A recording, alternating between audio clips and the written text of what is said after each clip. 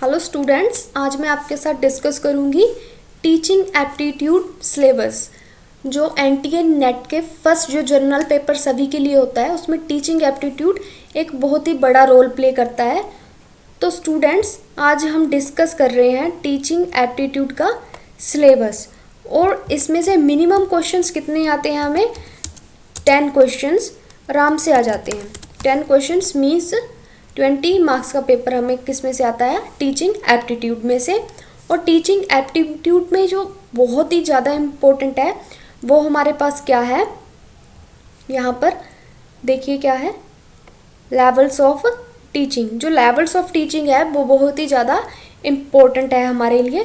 और मैम इनमें से तो लेवल्स ऑफ टीचिंग है, उनमें कितने मेथड्स हैं हमारे पास, 3 मेथड्स हैं, memory, understanding and reflective level. तो आपने तीनों लेवल इस तरह करने हैं कि अगर कोई भी क्वेश्चन इनमें से आता है तो आप अटेम्प्ट कर सके। और डैम श्योर है कि हर साल इसमें से क्वेश्चन आता ही है लेवल्स ऑफ टीचिंग में से। कंफ्यूज नहीं होना क्योंकि टर्म्स बहुत रिलेटेड होती हैं एक दूसरे से, तो कंसेप्ट समझने की कोशिश करनी है यहाँ पर। सेकंड क्वेश्चन हमारा यहाँ पर बनता है कि डिफरेंस, जो बहुत बार क्वेश्चन रिपीट हो रहा है अब, एडोलेसेंट एंड अडल्ट लर्नर, इसमें से क्वेश्चन बन रहा है। नेक्स्ट कहाँ से बन रहा है, यहाँ पर कॉग्निटिव डोमेन जो होती है उसमें से भी क्वेश्चन हमारा बहुत बार आ रहा है।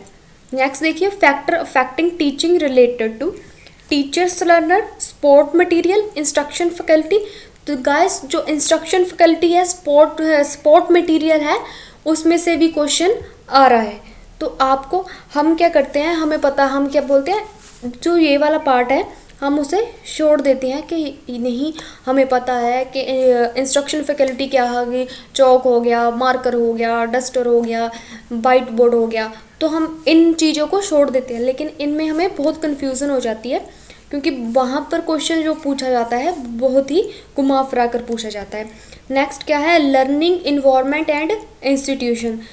तो हमें पूरा ही टीचिंग एप्टीट्यूड में से हमें कोई भी ऐसा कंसेप्ट नहीं है जो छेड़ना नहीं है, लेकिन ऐसा है कि जो मैंने यहाँ पर मार्क किए हुए हैं इन्हें आपने बिल्कुल नहीं छोड़ना, इन्हें तो आपको टिप्स पे होना चाहिए।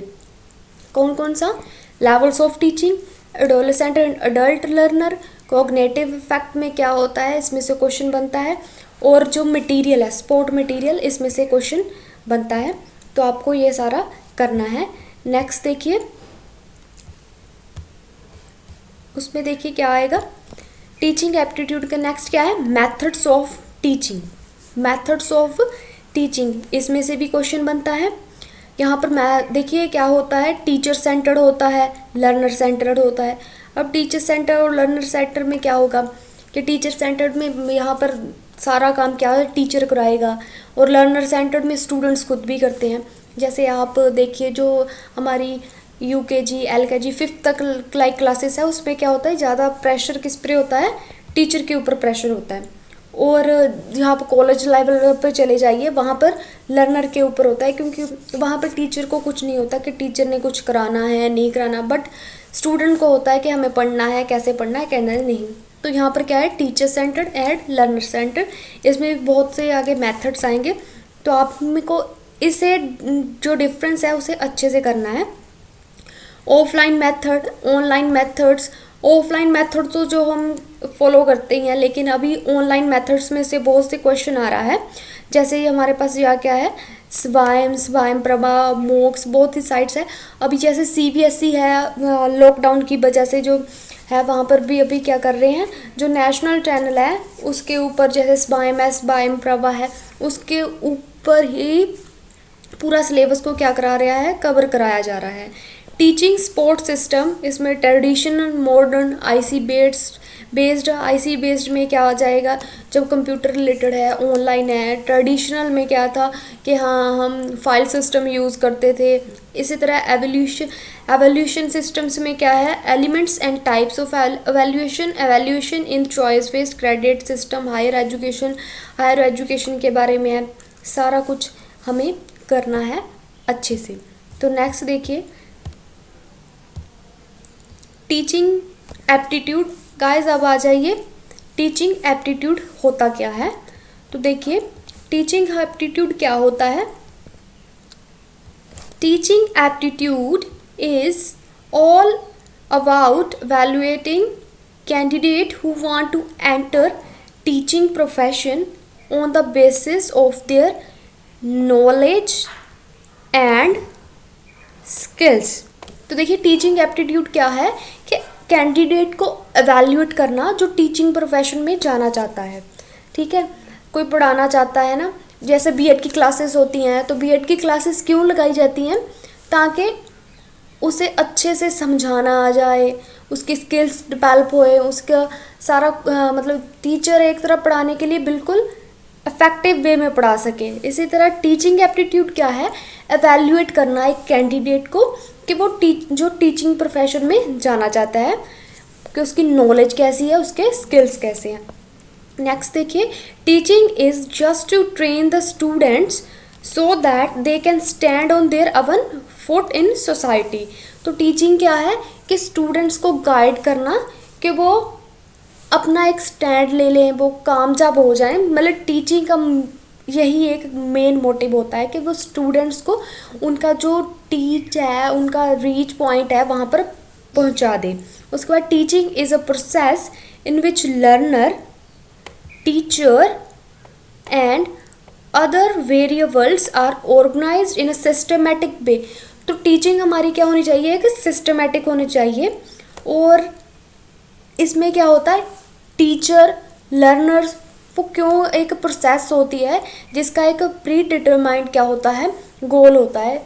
अभी देखिए जैसे स्टूडेंट्स होते हैं 10th के बाद वो अपनी स्ट्रीम्स अलग अलग, जैसे कोई साइंस में जाता है, कोई कॉमर्स में जाता है, कोई आर्ट्स में जाता है, तो उनका प्री डिटरमाइंड एक गोल होता है कि मैंने इस फील्ड में जाना है। और उसके बाद मैंने क्या, किसी ने कहा मैंने डॉक्टर बनना है, किसी ने बोला मैंने साइंटिस्ट बनना है।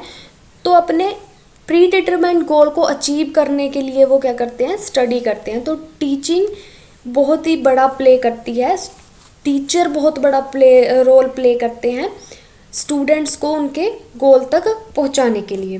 तो नेक्स्ट देखिए, इसके देखेंगे हम आगे नेचर फीचर्स ऑफ टीचिंग। तो गाइस इसमें जो फीचर्स और नेचर है इनका सेम ही मीनिंग होगा। The main character of teaching is provide guidance and training. Main feature जो इसका है वो क्या होता है, गाइडेंस एंड ट्रेनिंग, के गाइडेंस देनी और ट्रेनिंग देनी स्टूडेंट्स को। Teaching is an interaction between teacher and student. ये पॉइंट तो सभी को पता ही है कि टीचिंग क्या होती है, कि इंट्रैक्शन होती है टीचर और स्टूडेंट के बीच में। तो देखिए teaching is a continuous process. Teaching क्या होती है, कॉन्टिन्यूइंग प्रोसेस होती है जो कभी भी ख़त्म नहीं होती। टीचर स्टूडेंट से भी बहुत कुछ सीखता है और स्टूडेंट तो टीचर से चलो सीखते हैं, लेकिन जो टीचर है वो भी स्टूडेंट से बहुत कुछ सीखते हैं। टीचिंग फॉर्मल मेथड भी होता है और इनफॉर्मल मेथड भी होता है। देखिए जैसे एक सिस्टम में हम क्लासेस लेंगे वो उसे क्या कहेंगे, हम फॉर्मल मेथड बोलेंगे। लाइक जैसे कॉलेज में क्लासेस लगती हैं या स्कूल में क्लासेस लगती हैं, वो पीरियड असाइन किया होता है कि 9:15 से 10 AM तक अभी सी का लेक्चर है, उसके बाद C++ का लेक्चर है। तो वो क्या होगा, एक फॉर्मल मेथड होगा। इनफॉर्मल में क्या होगा, कोई सिस्टम नहीं होगा। जैसे किसी को हम घर में पढ़ाते हैं तो कभी हमने उसको बोल दिया 3 बजे आ जा, किसी को बोल दिया इस टाइम पे आ जा, जब हम फ्री होंगे तब तो पढ़ा देंगे। लेकिन जो फॉर्मल होंगे उसमें क्या होगा, एक सिस्टम होगा, सिस्टम के अकॉर्डिंग ही पढ़ाया जाएगा। Teaching is a tool to help the students to adjust himself in a society and its environment. तो जब पीछे भी हो गया है पॉइंट हमारा कि स्टूडेंट्स को क्या करता है, मोटिवेट करता है कि वो अपनी एक इमेज बनाए सोसाइटी में, इन्वायरमेंट में। नेक्स्ट देखिए हमने टीचिंग को डिफाइन किया है डिफरेंट 3 पॉइंट्स के अकॉर्डिंग। फर्स्ट हमारे पास क्या है, ऑथोरिटेरियन। इसमें क्या होता है, teaching is an activity of a memory level only. तो गाइज इसमें क्या होता है, टीचिंग हमारी क्या होती है, सिर्फ मेमोरी